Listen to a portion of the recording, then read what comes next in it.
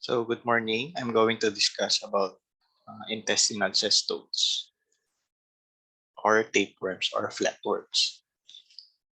So we will discuss muna yung general characteristics ng cestodes. So cestodes or tapeworms or flatworms are ribbon-like in appearance and they are segmented. And all cestodes are hermaphroditic and all requires one intermediate host except the Hymenoleucus nina. And they have three basic parts. So yung number one, yung scolex, which is the organ of attachment in the intestinal wall. Number two is the neck, where it is located behind the scolex and it is the region of growth. And number three is the strobila or the chain of segments or proglottids.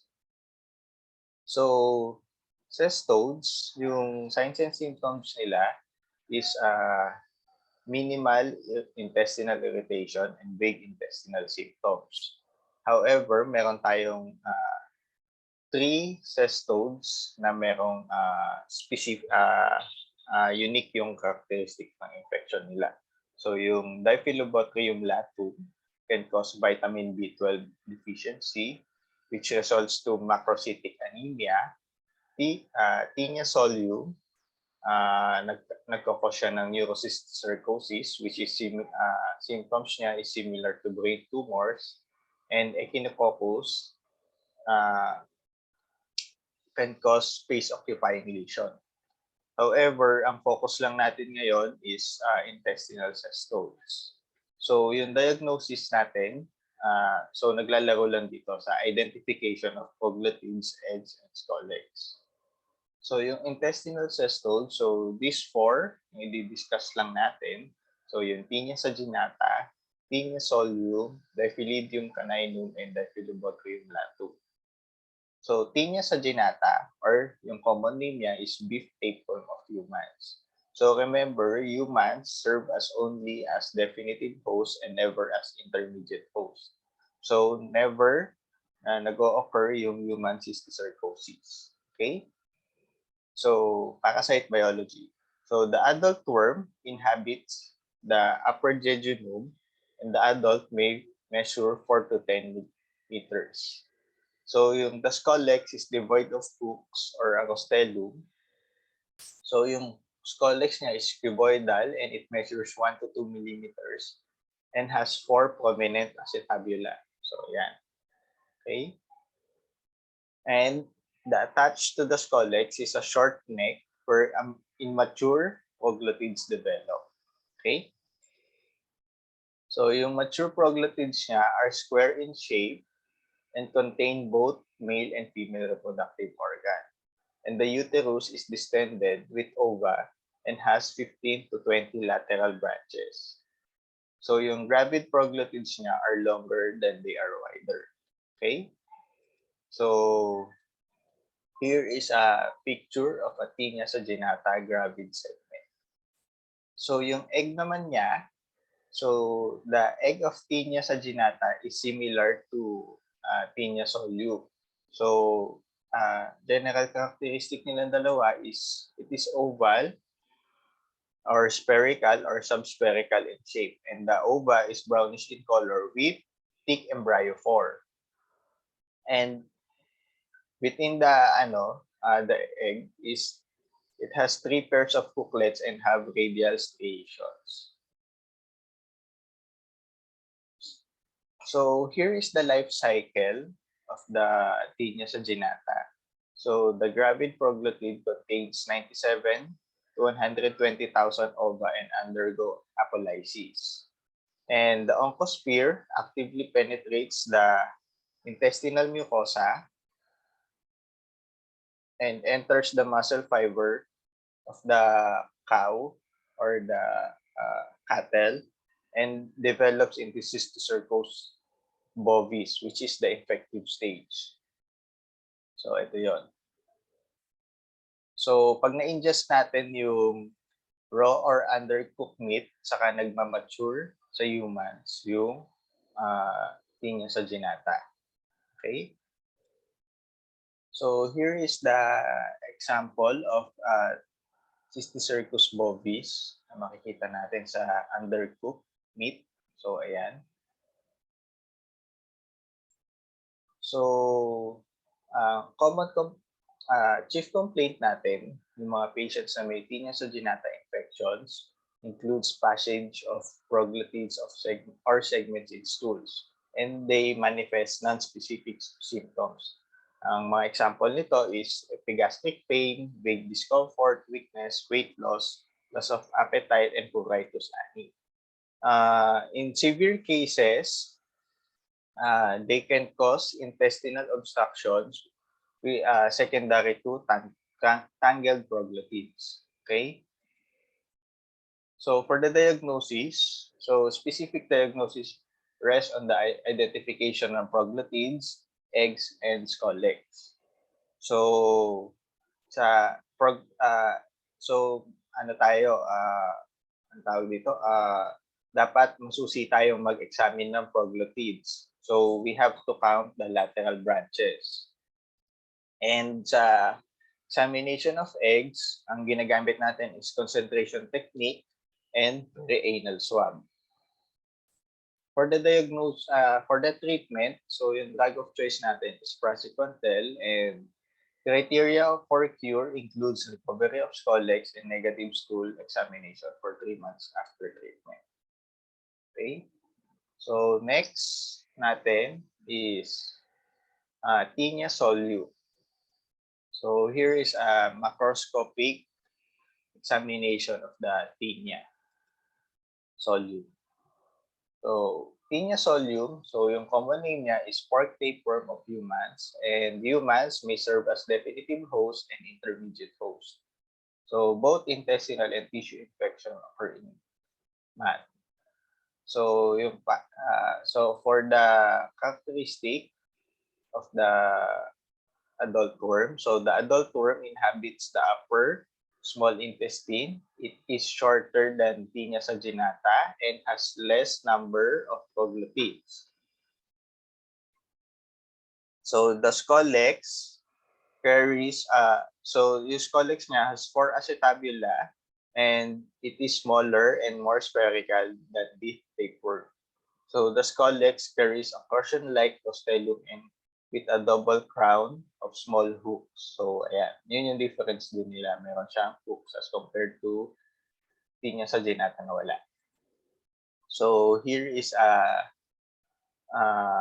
gravid proglotid of tinea solium. So mas less yung branches niya. So 7 to 15 branches as opposed to tinea saginata na umaabot ng 15 to 20. So ito yung life cycle ng tinea solium. So it contains gravid proglottids contains 30 to 50K ova and undergo apolysis. The eggs are ingested by hogs and the oncospheres are released in the intestine. So after that, the oncosphere penetrates the intestinal mucosa and ensists in the muscles and become cysticercus cellulosae. So after ingestion ng improperly cooked infected meat, so the larva is liberated and the scolex attaches to the intestinal mucosa. So remember that the man may serve as intermediate host ng tinea solium, and the oncosphere hatches in the duodenum and spreads in the different organ through the bloodstream, which results to human cysticercosis.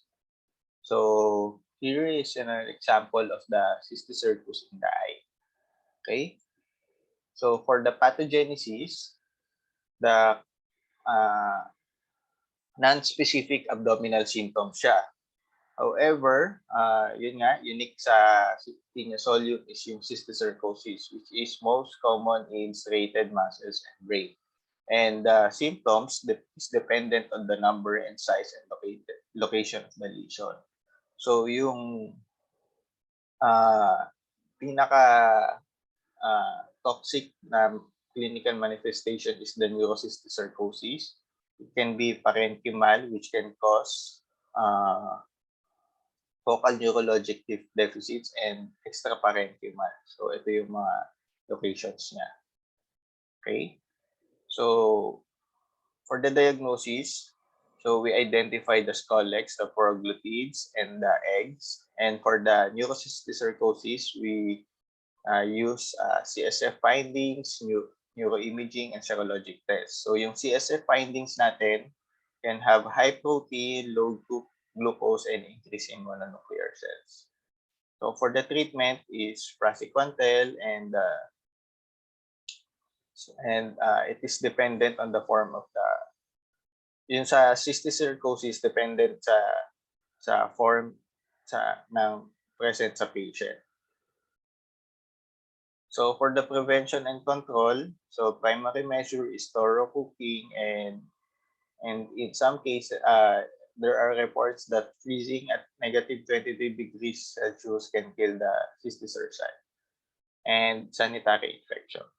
So ito yung comparison ng pinya saginata and pinya solio, yung coglotid nila, yung gravid coglotid. As you can see, mas more yung lateral branches nila and than pinya solio. Okay? So last is yung Diphyllobothrium latum. So common name niya is fish tapeworm or broad tapeworm. So it belongs to the order Pseudophilidae, and yung disease na kinakos niya is tinatawag nating Diphyllobothriasis. So yung scolex niya is spatulate shape, and it has two botria or sucking grooves which are located dorsally and ventrally. So tandaan, please remember that Diphyllobothrium latum is the longest tapeworm of humans, and yung habitat niya is more common in ileum than jejunum, and it has a long lifespan, and the neck is long and attenuated, and it is followed by mature proglottids. So remember, yung mature proglottids has a longer width than its length, and it contains one set of reproductive organ. So yung ova niya, so this is the ova of Diphyllobothrium latum. So it is usually yellowish in brown with moderately thick shells and inconspicuous operculum.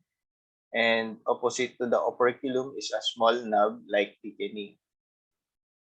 Okay?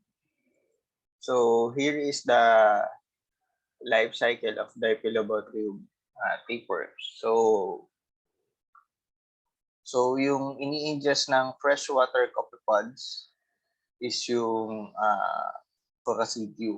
So after that, pag nakapag-ingest tayo ng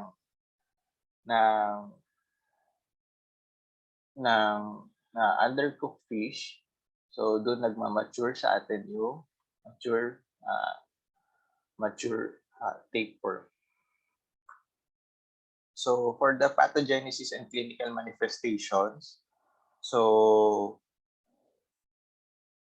infections are usually limited to one worm. However, there are reports of bowel obstruction secondary to large number of worms. So vague abdominal discomfort, weight loss, weakness, and nagkakos tayo ng megaloblastic anemia secondary to vitamin B12. Okay? So symptoms may be due to absorbed toxins or byproduct of regenerating proglottids. So for the diagnosis, so yung definite diagnosis natin is identification ng operculated eggs and proglottids. So using Cato technique. So Cato technique is useful in demonstrating the ova, and examination of gastric juice is also used to differentiate Diphyllobothriasis from pernicious anemia. So yung treatment of choice natin is niclosamide or praziquantel, and the criterion for cure is recovery of scolex. However, if the scolex is not recovered, a repeat stool examination is done after 3 months to be certain that the patient is no longer infected. Okay, thank you.